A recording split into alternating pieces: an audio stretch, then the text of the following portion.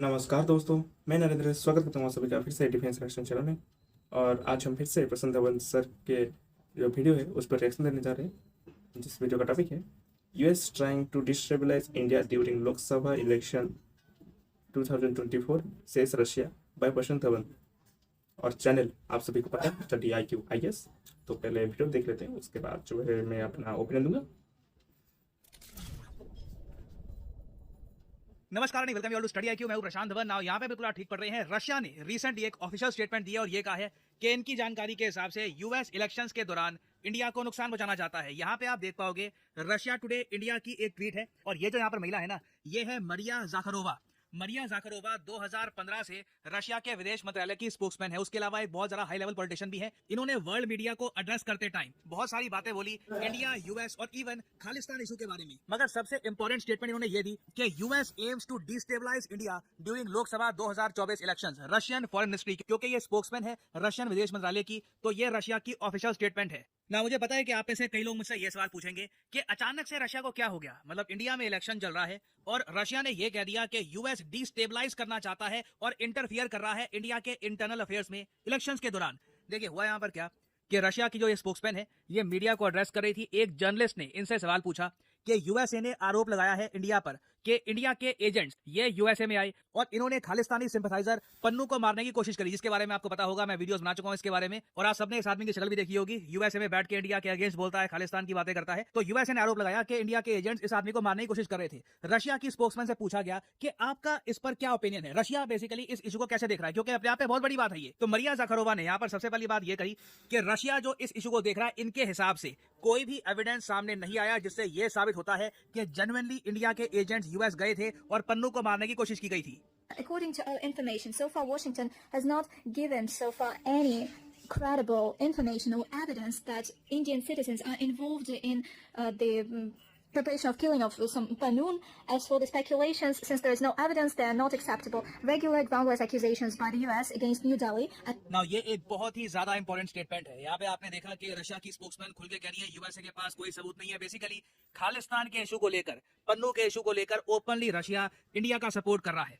और मेरे ख्याल से यूएस अभी तक ना समझ नहीं पाया कि ये खालिस्तान सेपरेटिज्म का जो इशू है इंडिया के लिए कितना इंपॉर्टेंट है। और एक बार को इंडिया के साथ यूएस अपना जो ट्रस्ट ये बिल्ड करने की कोशिश कर रहे हैं, इसको किस हद तक यूएस डैमेज भी कर सकता है इस इशू को लेकर। क्योंकि इंडिया में लंबे समय से हमारे जो फॉर्मर रॉ के एजेंट्स रह चुके हैं, जो रिटायर हो चुके हैं, उन्होंने कई बार आर्टिकल्स लिखे हैं इस इशू को लेकर, किताबें लिखी हैं, जहां पे उन्होंने खुल के कहा है कि 1970s 80s में सीआईए और आईएसआई ने मिलकर जो खालिस्तान का इशू है इसको एनकरेज किया था। आप देखोगे रॉ के बहुत सारे जो फॉर्मर ऑफिसर्स हैं उन्होंने इसके बारे में इन डिटेल लिखा है कि रिचर्ड निक्सन जो थे यूएसए के president, he had initiated a covert action plan in collusion with general Yahya Khan to encourage a separatist movement in Punjab. और आज भी जिस तरीके से पन्नू यूएसए में बैठकर इंडिया के अगेंस्ट स्टेटमेंट देता है, कनाडा यूएसए का एक बहुत ही ज्यादा इंपॉर्टेंट नेटो एलाई, वहां पर आपको बताइए हालत कितनी ज्यादा खराब है खालिस्तान इशू को लेकर। ये दोनों कंट्रीज आप कह लीजिए इंडिया की सॉवरेनिटी के साथ खेल रहे हैं। जो लोग इंडिया को तोड़ना चाहते हैं उनको ओपन एक प्लेटफॉर्म दे रहे हैं।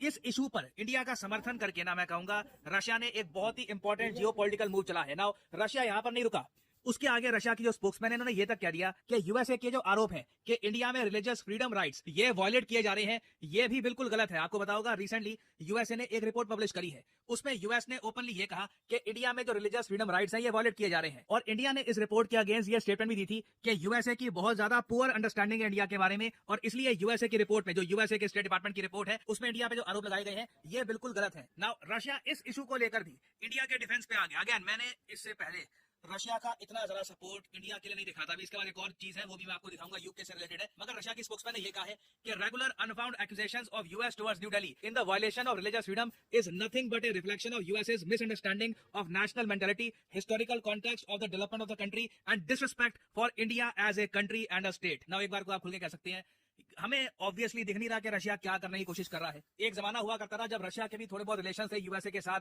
अब मामला बस आरिया पार का हो चुका है। यूएस के साथ इनके रिलेशंस बिल्कुल ऑलमोस्ट आप कह लीजिए डिस्ट्रॉय हो चुके हैं। रशिया को यही पता है कि वेस्टर्न यूरोप के साथ भी कोई इनका ट्रेड नहीं होने वाला। इंडिया इनके लिए एक क्रिटिकल कंट्री है। तो इंडिया में जो मासेस है, इंडिया में जो लोग हैं, उनका सपोर्ट जीतने की कोशिश कर रहा है रशिया ये स्टेटमेंट देकर। मे बी हो सकता है, but at the same time Russia एक बहुत ही ज्यादा इंपॉर्टेंट जियोपॉलिटिकल वॉइस है, एक बहुत इंपॉर्टेंट कंट्री है आज भी रशिया। और रशिया इतना खुल के इंडिया के सपोर्ट में आ रहा है ना, मैं आपको बता दूं ये बात यूएस तक भी पहुंचेगी। और पॉसिबिलिटी है कि कल को यूएस जब भारत की आलोचना करने के बारे में फिर से सोचे तो वो ज्यादा एटलीस्ट मैं कहूंगा ज्यादा विनम्र भाषा का इस्तेमाल करें, क्योंकि रशिया ने तो अपनी तरफ से अब ओपनली यही कहना स्टार्ट कर दिया है कि US aims to destabilize India during elections. अब इससे ज्यादा बड़ी स्टेटमेंट क्या हो सकती है। और रशिया का जो सरकारी मीडिया है वो सिर्फ यूएस तक नहीं रुका, उसके बाद देखिए यूके के भी एक एक्शन को लेकर रशिया ने मैं कहूंगा अच्छे से डांट लगाई है ऋषि सुनाक को। मैं आपको समझाता हूँ इशू क्या है। यहाँ पे आप देख पाओगे यूके प्राइम मिनिस्टर का ट्विटर पेज है, ये यहाँ पर पोस्ट कर रहे हैं कि आज वो ऐतिहासिक दिन था जब यूके के उस टाइम के जो प्राइम मिनिस्टर थे विंस्टन चर्चिल, इन्होंने अनाउंस किया था कि सेकंड वर्ल्ड वॉर खत्म हो चुकी है यूरोप में। ये इन्होंने यहाँ पर ट्वीट करी और नीचे यहाँ पर लिखा long live the cause of freedom. और ऊपर ऋषि सुनाक ने भी कहा कि पूरी दुनिया वो करती है an enormous debt to Winston Churchill. इसका मतलब ये है कि पूरी दुनिया पर कर्ज है विंस्टन चर्चिल का और बहुत सारे और हीरोज का, क्योंकि उन्होंने हिटलर को हरा दिया था और पूरे यूरोप को फ्री कर दिया था फ्रॉम टायरनी। नाउ ये सब बातें जब ऋषि सुनाक कह रहे थे, इसके रिस्पांस में रशिया का जो स्टेट मीडिया है ये कहता है कि अच्छा पूरी दुनिया पे कर्ज है विंस्टन चर्चिल का, क्या भारत पे भी कर्ज है। फिर आगे उन्होंने ये कहा कि Nazism was defeated but it wasn't by colonials responsible for the death of 3 million. अब ये भी एक बहुत ही इंटरेस्टिंग बात है, रशिया धीरे धीरे ना हिस्ट्री को करेक्ट करने की कोशिश कर रहा है। मैं आपको वैसे बता दूं, ये एक प्रॉपर हिस्टोरिकल फैक्ट है कि हिटलर की जर्मनी को जो असली चोट मारी थी वो यूएसएसआर ने मारी थी। अमेरिकन और बाद में ऑफ कोर्स जब फ्रांस फ्री हुआ, बाकी जो वेस्टर्न यूरोपियन कंट्रीज हैं ये बहुत लेट पहुंचे थे। यूएसएसआर की आर्मी पूरे ईस्टर्न यूरोप को क्रॉस करके, पोलैंड को क्रॉस करके, उसके अलावा कई सेंट्रल यूरोपियन कंट्रीज को क्रॉस करके जर्मनी पहुंची और हिटलर को हरा दिया। तो रशिया आज के समय दुनिया को ना वापस ये बताने की कोशिश कर रहा है कि हिटलर को हराने में मेन रोल रशियंस का था। अमेरिकन ऑब्वियसली उसका जो क्रेडिट है वो ले लेते हैं, क्यों? हॉलीवुड के जरिए। इसलिए मैं कहूंगा एक कंट्री की जो फिल्म इंडस्ट्री है, मैं आपको बता नहीं सकता कितनी इंपॉर्टेंट है, क्योंकि उस कंट्री का जो नैरेटिव है, उस कंट्री की जो कहानी है वो फिल्म इंडस्ट्री ही बताएगी दुनिया को। आप सोचकर देखिए, हॉलीवुड ने आज के समय दुनिया को एक ये इंप्रेशन दे रखा है कि अमेरिकन फ्लैग था जिसने हिटलर की जर्मनी को हराया था, बट इन रियलिटी यूएसएसआर का मेन रोल था। अमेरिकन का भी रोल था but USSR played the main role. तो यहाँ पे रशिया का सरकारी मीडिया यही कह रहा है, मगर नाजीज को उस कंट्री ने नहीं हराया था जिसने बंगाल फेमाइन क्रॉस कराई थी, जिसकी वजह से कई इंडियंस मारे गए थे। और उस आदमी ने तो बिल्कुल भी नाजीज्म को नहीं हराया था जिसने कहा था कि इंडियंस रास्कल्स हैं, रोग्स हैं और बीस्टली पीपल है विद बीस्टली रिलीजन। ये सब एक्चुअल कोट्स हैं बाय विंस्टन चर्चिल। वो बहुत ज्यादा नफरत करते थे इंडियन से और इंडिया से एज ए होल। तो रशिया देखिए अपनी तरफ से पूरी कोशिश कर रहा है कि इंडिया में एक जमाने में जो इनकी बहुत ज्यादा अच्छी गुडविल थी, जो मैं कहूंगा बीच में थोड़ी बहुत गिर भी गई थी, उसके कई रीजन है। एक तो रशिया की जो बहुत ज्यादा प्रॉक्सिमिटी बढ़ चुकी है चाइना के साथ, फिर रशिया की जो वॉर थी यूक्रेन के अगेंस्ट, अजीब सा ही लग रहा था कि छोटे कंट्री में बड़ा कंट्री अटैक कर रहा है। उसकी वजह से आप कह सकते हैं कई इंडियंस का जो ओवरऑल एक हिस्टोरिक सपोर्ट रहा है टुवर्ड्स रशियंस, ये कम हुआ था। तो रशिया वापस उसको रीगेन करने की भी कोशिश कर रहा है। But at the same time यहाँ मैं आपसे पूछना चाहूंगा कि रशिया ने जो भी बातें कही है, क्या आप उसे एग्री करते हैं, डिसएग्री? लिखेगा इसके बारे में कमेंट सेक्शन में, मैं जानना चाहूंगा आपका ओपिनियन। और फाइनली आपसे मैं एक बहुत ही इंपॉर्टेंट एमसीक्यू पूछूंगा जिसका आंसर आप सब लोग करोगे कमेंट सेक्शन में। क्वेश्चन ये है कि हाल ही में वो कौन सा देश है जो दुनिया का तीसरा सबसे बड़ा सोलर पावर जनरेटर कंट्री बन चुका है? ये बहुत बड़ी बात है, बहुत सारे आर्टिकल्स पब्लिश हो रहे हैं इसके बारे में। ये है आपके ऑप्शन, चाइना, यूएसए, इंडिया या नाइजीरिया। दुनिया का तीसरा सबसे बड़ा देश सोलर पावर जनरेशन के मामले में। जापान इससे पहले थर्ड स्पॉट पे हुआ करता था, अब जापान फोर्थ स्पॉट पे खिसक चुका है। थर्ड स्पॉट पे बताइए कौन सा कंट्री आ चुका है? जो लोग सही आंसर देंगे उनकी कमेंट को मैं हार्ट दे दूंगा ताकि बाकी लोग समझ पाए कि सही उत्तर क्या है। और जैसे क्या क्या हो रहा है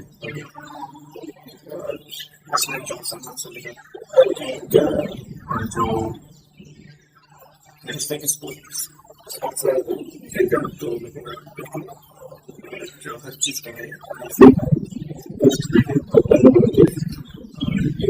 मेरे पास कोई भी सबूत नहीं है कि को ये दिखाया नहीं है।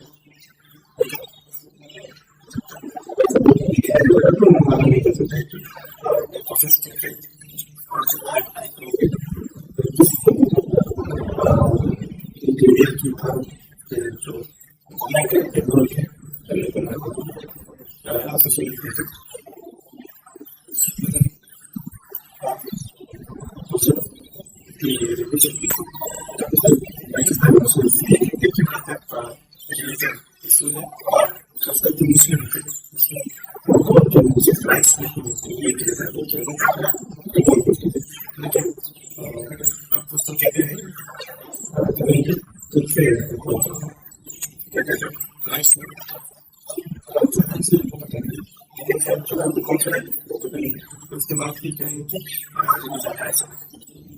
अभी एक तरह से सबको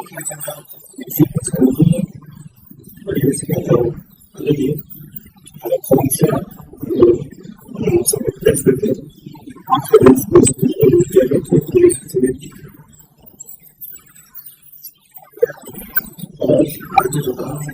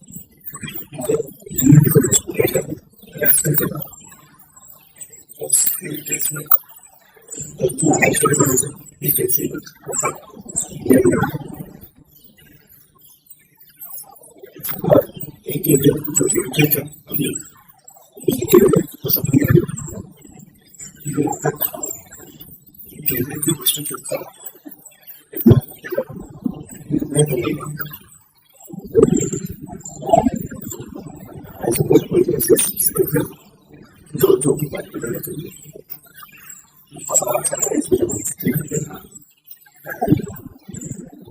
वो बिल्कुल सही था।